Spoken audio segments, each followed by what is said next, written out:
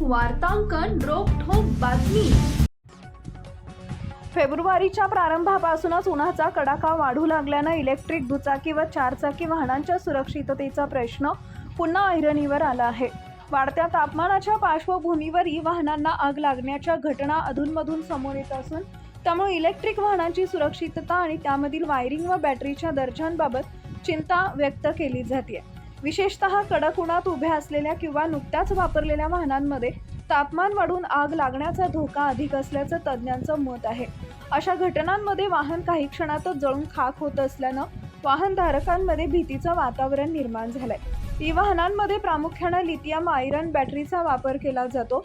या बॅटरीमध्ये lithium iron phosphate आणि nickel manganese cobalt हे दोन प्रकार प्रचलित आहेत। त्यापैकी LFP बॅटरी तुलनेने अधिक सुरक्षित मानली जाते, तर NMC बॅटरीमध्ये बॅटरी मॅनेजमेंट सिस्टममध्ये बिघाड झाल्यास तापमान वाढून धोका निर्माण होऊ शकतो।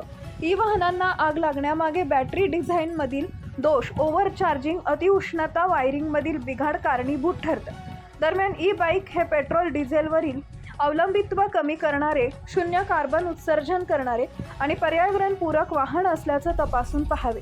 ग्राहकांनी ई बाईक खरेदी करताना बॅटरी क्षमता, मोटार पॉवर, चार्जिंग वेळ तसेच सेवा सुविधा यांचा विचार करूनच वाहनांची निवड करावी। वाहन चालवून आल्यानंतर ते लगेच चार्जिंगला न लावता काही वेळ थंड होऊ द्यावं। कडक उन्हात पार्किंग टाळावं, अधिकृत चार्जरचाच वापर करावा आणि बॅटरीतून धूर किंवा विचित्र वास येत असल्यास तत्काळ चार्जिंग बंद करावे, असं आवाहन करण्यात येत आहे।